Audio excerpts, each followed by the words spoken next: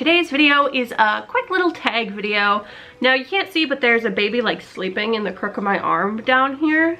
So this might not be a very long video in case she wakes up and decides that she's done with my shit, basically. So this is the finish the book tag. I saw Lily do this one. I will link hers down below. I don't know if the original is even still available anymore, but I just thought it sounded like a fun tag to do. I wasn't tagged, but you know, it's fine. I just wanted to do the tag, and so I'm gonna do the tag. Number one is, do you keep a list of books you've read? I mean, yeah, I got a couple of those. I'm always writing my TBRs down in general, and I have a spreadsheet. I use Allie from Hardback Hoarders spreadsheet, which is just phenomenal. If you are looking for a spreadsheet to track all your stats and stuff, I will link the info for it down below because it's just amazing. I use that, so I log all of my books read in there. I log them on Goodreads. I have a little graphic that when I finish a book I post on Instagram. I keep track of the books I've read just everywhere, I guess. What kind of stats, if you record them, do you record? I'll take any stat. I take all of the stats that Allie's spreadsheet has, so like it'll split between genre, author, published years. There's things about like your owned books and stuff, but I don't have all my own books inputted in there. It just, if I track if I'm reading diversely, I track what the length of the different books I'm reading are. I mean, if there's a stat and I can look at it, I want to look at it. Who doesn't like stat? Do you use star ratings? Yes, I do. I know that a lot of people kind of don't like star ratings as much anymore, but I'm not really sure how else to be like, this is how generally I feel good this book was. My star ratings are a little all over the place and just can be gut feeling sometimes more than anything. I do use Cawpile, but I don't always go with what Cawpile gives me. It's just kind of a way for me to look at like objectively where would I rate this, but sometimes a book isn't actually that good, but I just had such a good time reading it that it's gonna get a higher rating anyway because I enjoyed it. I had a good time. And so basically my star ratings are my level of enjoyment most of the time. I don't give out 5 stars a ton, I don't think. 5-star for me is like, oh my god, this is my one of my new favorites. I'm gonna talk about this book forever. I freaking loved it. I'm gonna think about it all the time. Like, it's just top tier. I do use 0.5s, the half stars. So like 4.5 is, this just isn't quite a new fave, but it was so good. 4 stars is just, this was really, really good. I really loved this, fantastic. 3 stars is, I mean, this was all right. I didn't hate it. I didn't love it.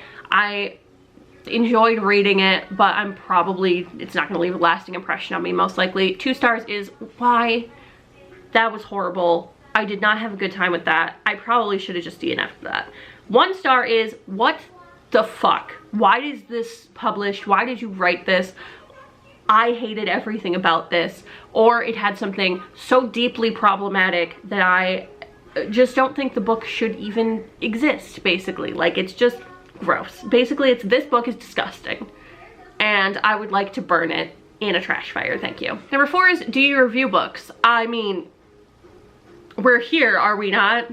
Yes, I review books. I do want to do a better job of posting up written reviews to like Amazon and Goodreads and things. I tend to just kind of like slap my star rating in Goodreads and then don't go back and write a full review. So I want to start going back and writing at least short reviews. Even if I don't do it like right when I finish the book, if I just a couple times a month go write out some reviews. And I also want to post more written reviews on Instagram, just kind of give the books I read, especially ones that I like, a little more of my time, I guess. Like, I would like, I don't know where I'm going with that, but yeah, I review books. Where do you put your finished books? Okay, my book storage is super questionable right now. I mean, you can see this is a dining table behind me and it's covered in books. This is where I'm keeping the majority of the books on my TBR that I'm like interested in reading this year and stuff. Just general stacks of books back here. There's more books in a room that right now is basically just a freaking storage room because it's not being really used for anything. It's just got crap piled in it, and we haven't had the time to like go through it and make it a functional room again. There's books stacked in there. There's books stacked in front of me. Like, I don't have shelves right now. So books I've read tend to kind of just get like put away. They're like stored in a closet or something. They're kind of everywhere right now. I don't have a good system. I have plans to have a good system at some point, but it's probably not going to happen this year. How do you pick your next book? Well, it depends. I do have TBRs, so I tend to try to read what's on my TBR, although sometimes if I'm like just feeling a mood read, I'll just pick up something. And here's the thing, okay? I'm never reading one book at a time. So as for picking my next book, it's just a never-ending cycle of I'm reading like 3 to 10 books at the same time. And so if I finish a book, I might not even need to pick up another one right then, because I might just be picking up one of the other ones that I'm continuing, and then I'll just pick up a new book whenever I feel like it. Like, I'm just constantly reading too many things. So do you have any rituals after you finish a book?